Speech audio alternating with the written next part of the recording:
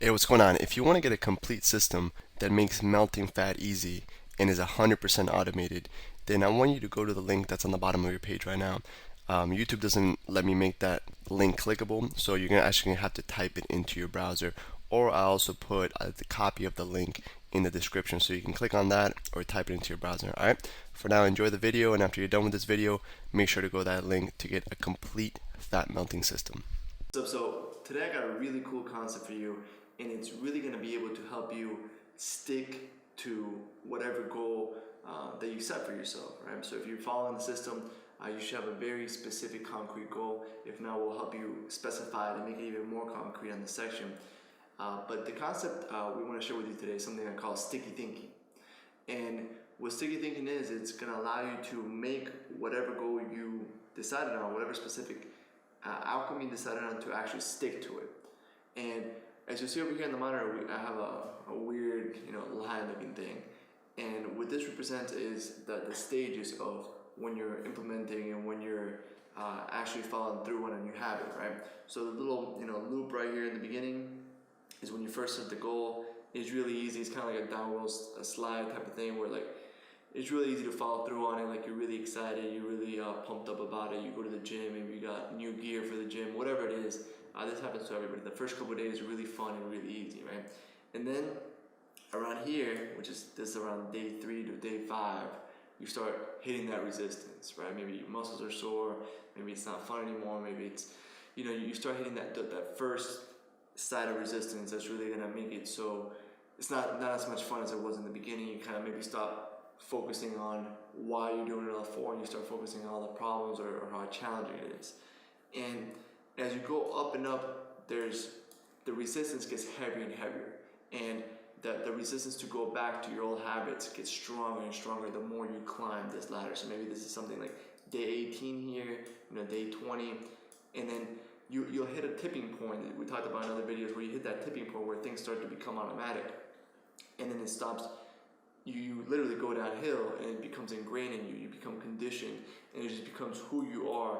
And now it starts requiring less and less willpower to take that same action, whether it's do the 12-hour rule, do your morning walk on an empty stomach, whatever specific action step you want to condition and make automatic. This is the steps that you're going to go through.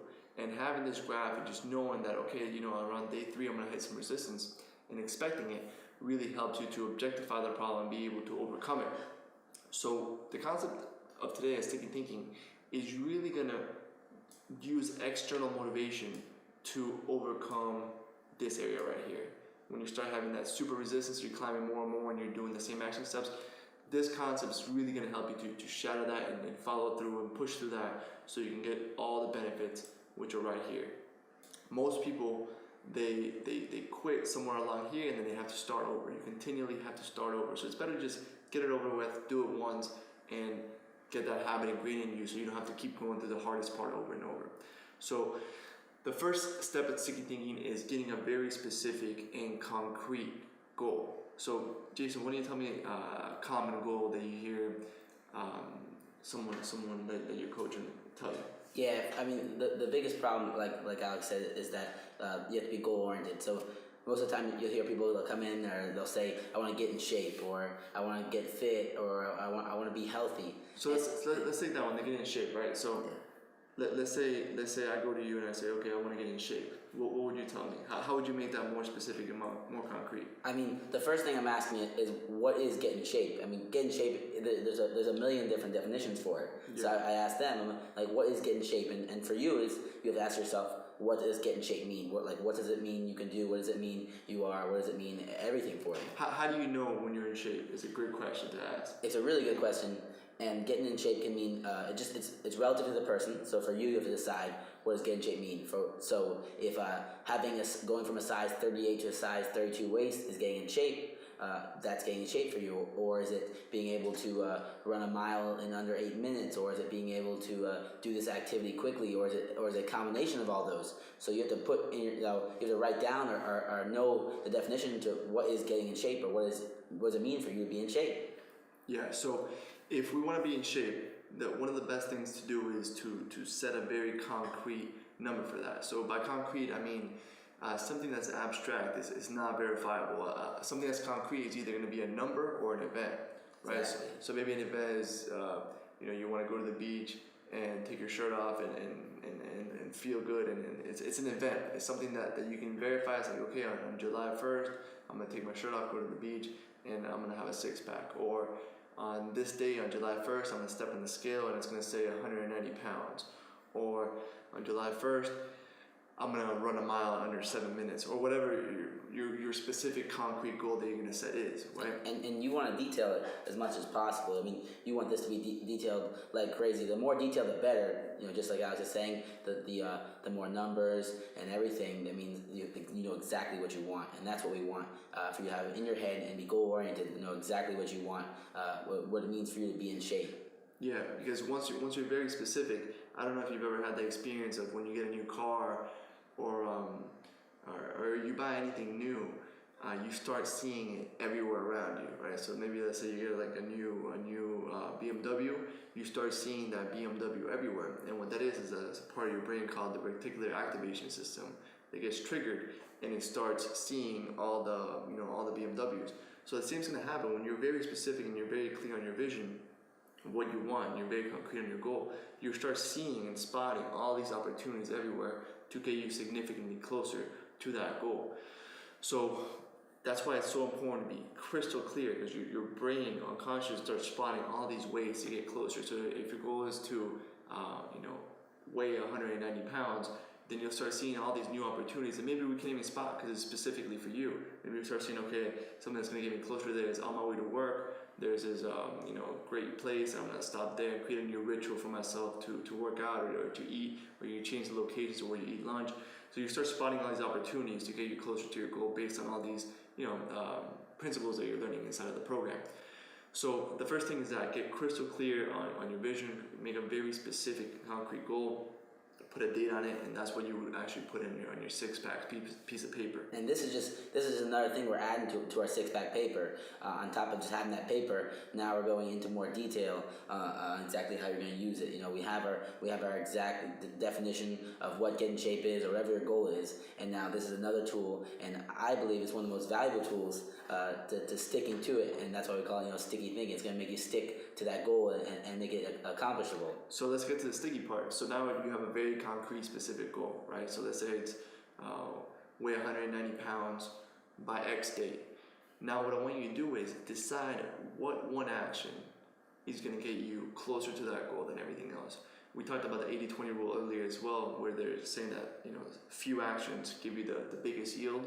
One of the 80-20 principles we gave you is the morning walk.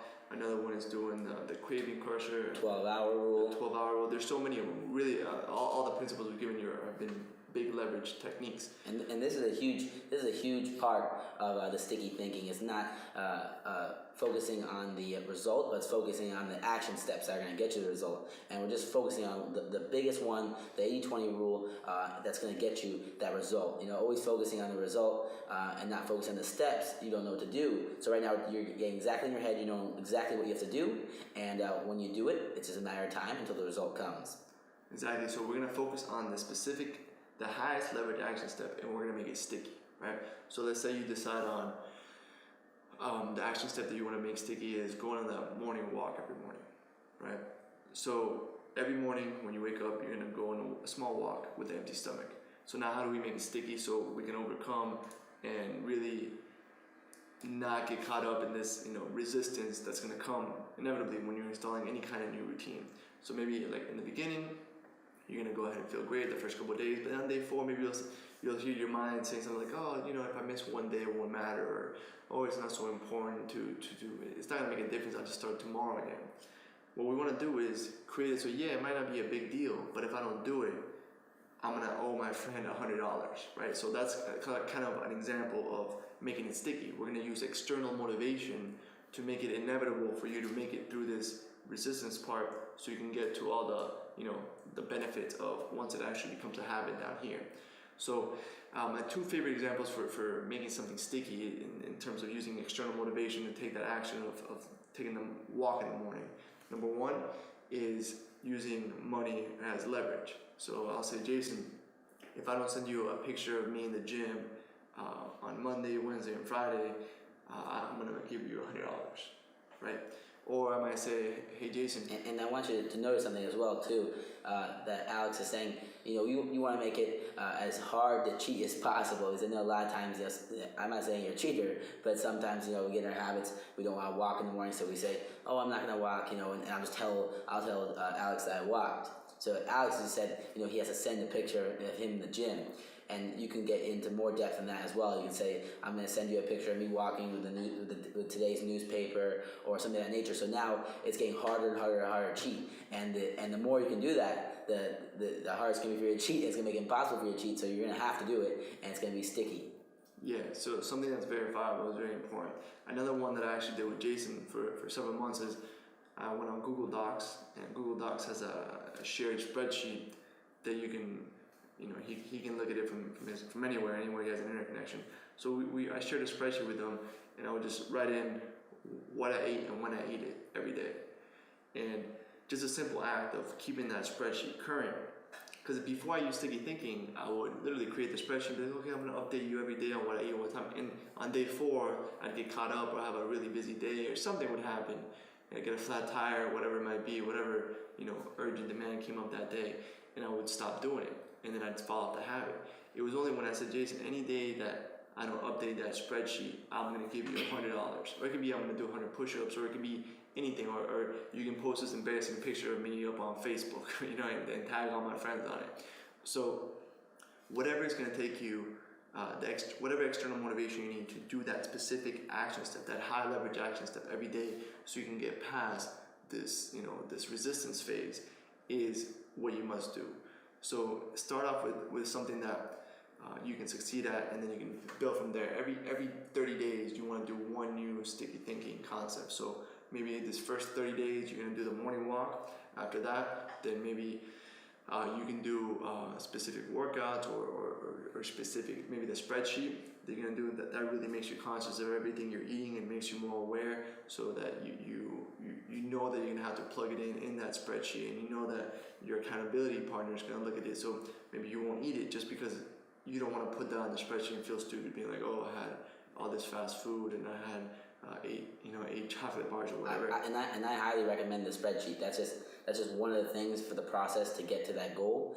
And I mean, just like Alex said, it includes so many different things in there. Like, you know, you're not saying that you're not going to eat, you know, candy, you're not going to eat this, you're not going to eat that. All you're doing is making a spreadsheet and docking down the times that you're going to eat. So you're focusing on, you know, your 3 meals, 3 snacks.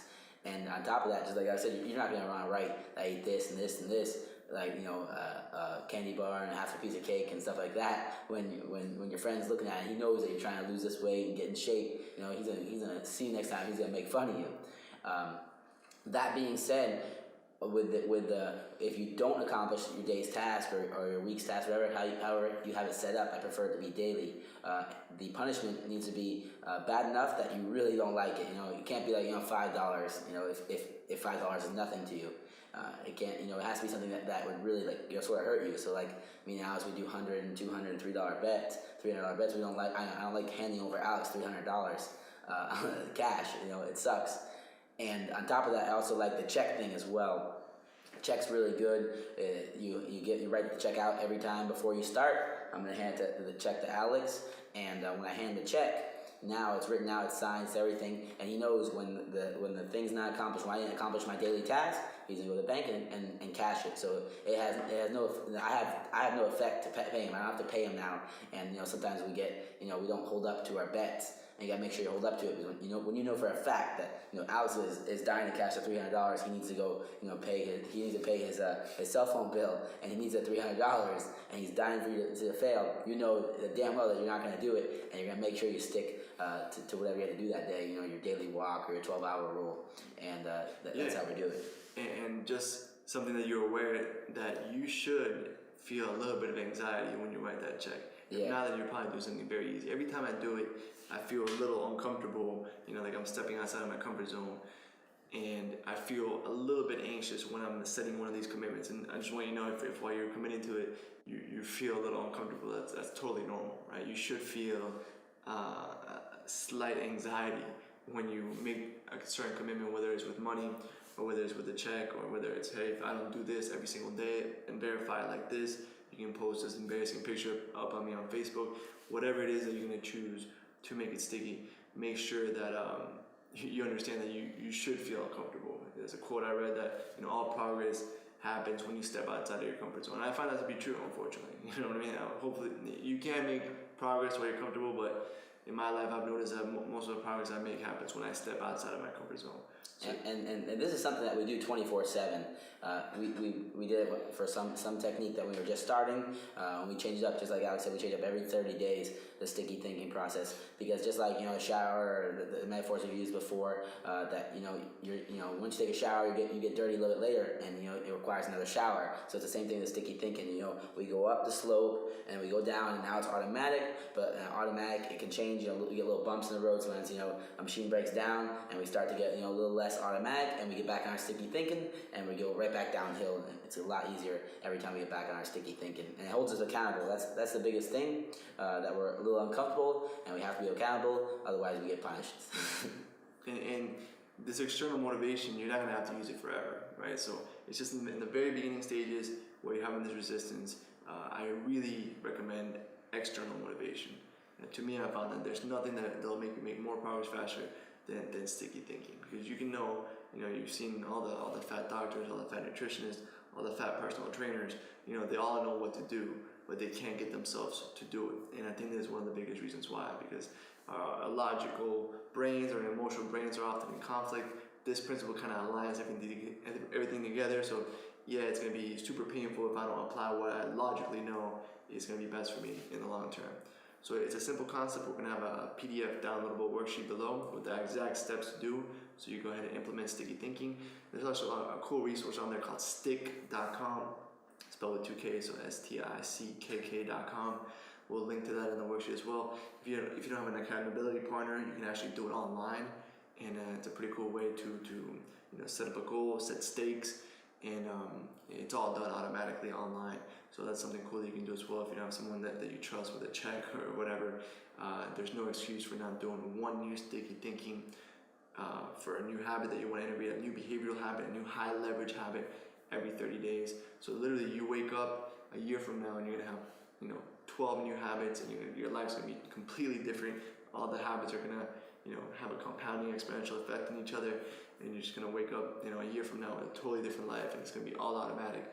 You went to the hardest part once, you don't keep going up and down over and over and having to start the hardest part over and over again. You literally do it once, get it over with, get it ingrained in your nervous system, upgrade your self-image and create that lifelong transformation, get that automatic six-pack, and live that way. Hey, real quick, one more thing before you go. I want to make sure you know that there is no correlation between how hard you work and how much fat you melt or how much muscle you build. All right, there's enough science, enough data out there that there's absolutely no correlation between hard work and results. All right, there's a difference between movement and achievement. All right, if you want to learn my best tips, what I call the 5% hacks that allow you to get maximum results, maximum fat loss, maximum lean muscle gain, I want you to go to the link that's on the bottom of this page, or you can click on the link in the description. All right, you're going to get a complete system for melting fat in an intelligent and streamlined system. I'll see you there.